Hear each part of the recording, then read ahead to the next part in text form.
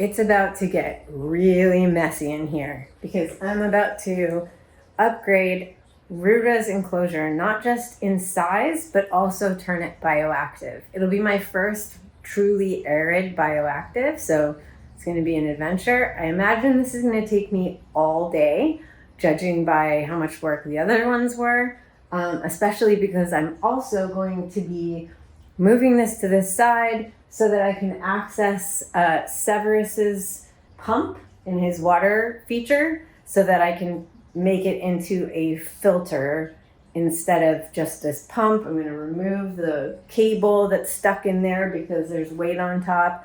This is going to be a long day and it's going to get messy in here.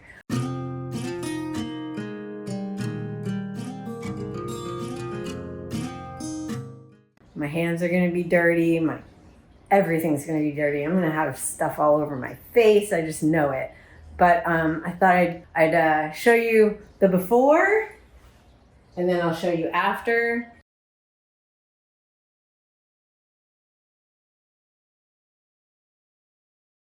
Rura is right there. She just shed. And I hate to do this, Rue, but you're going to have to come out and go in the party pen for the day while I make this even cooler for you. Oh, she's so cute. I promise it'll be worth it. With much to do, I got Rura out. She was not pleased about it, but she's out in the party pen now. And I have to turn off the heat lamp so I don't overheat in there. And then I made substrate guards because this is the lowest substrate level that the Apex comes with, and I'm regretting it now, so I had to make my own. You can't really see it, but you will. And then the middle section has a higher substrate level. So it's really heavy because of all the sand, but I gotta move the crazy cable net craziness and move things over. It's already gotten insane in here, so I'm going to do that, get Severus's thing set up, and then the next step is to clean all the plants that are going in here and make sure that they're free of pests, sterilize them a little bit, and then I'll start working on this thing. Okay, I gotta take out all of this heavy sand, and it's stone desert as well. I'm gonna reuse it, but it is so heavy and it's hard to move these things around, and I need to get it out, so that's next. Had to disconnect all the lights. Once I was able to move Rura's enclosures out of the way, I was able to replace the pump with the filter in Severus's enclosure. And because it's connected to a tube that's connected to the motor outside of the enclosure, I can just pop that tube off of the filter and take the filter out and clean it, as opposed to having to clean the pump inside of the enclosure anytime it needs servicing. In case it wasn't clear earlier in the video, Apex reptile enclosures are modular, so you can add sections to increase their size. So I got this 2x2 extension cube and built a rock background for it. Obviously, I worked on this for a while before getting to the point where I could install it, but I figured I'd show you a little peek at the process of finishing the design before we see it all put together.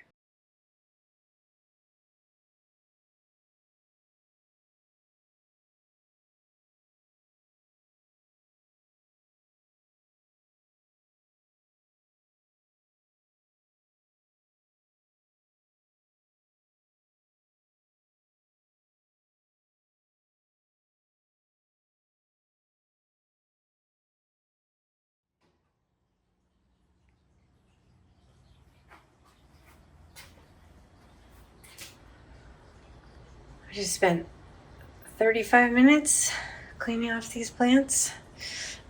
Just that. Time to get going with the substrate barriers.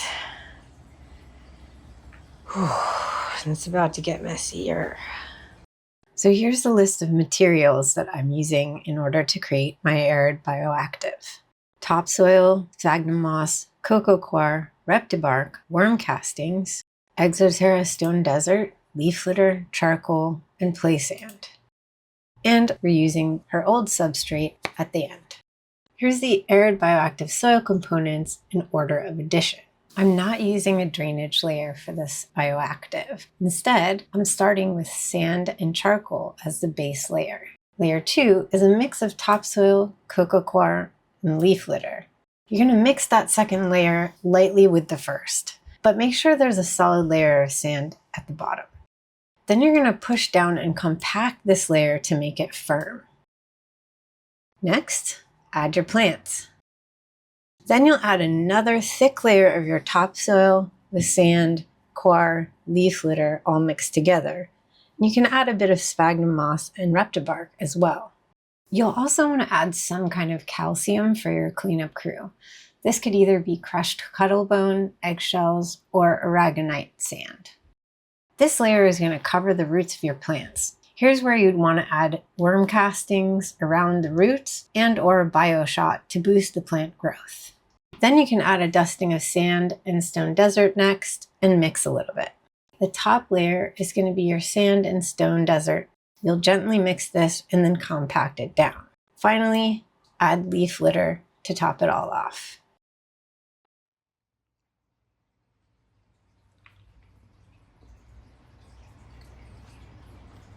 I've already moved plants several times. I imagine I still will once I add more hides and stuff. And I still gotta add more sand. But I think I'm gonna add some isopods and springtails now.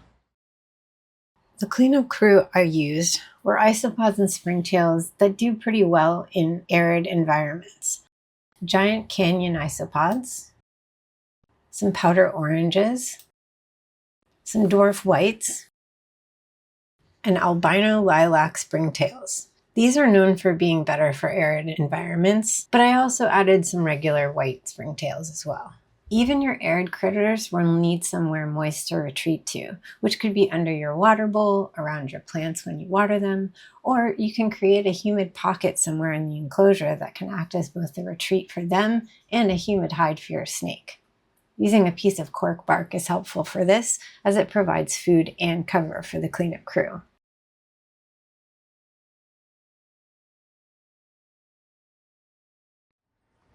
Gotta finish. It's already almost 6. Drew's been outside all day, so it's time to finish. I can always add more later.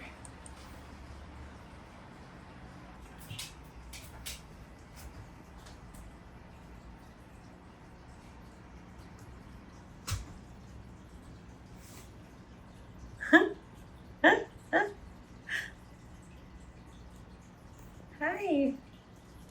What do you think? You've been to one end to the other already and back again. I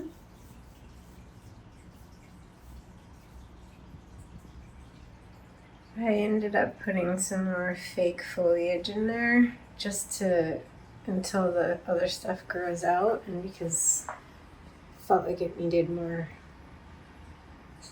cover. It was a little too sparse. And I almost forgot the water bowl, so I had to move some plants. But she's pretty freaked out, understandably. But she's just back in that corner. But she zipped all the way from one end to the other and back again when she went in there. So I think she's gonna like it. And I'm exhausted. So I'm gonna try and clean up now.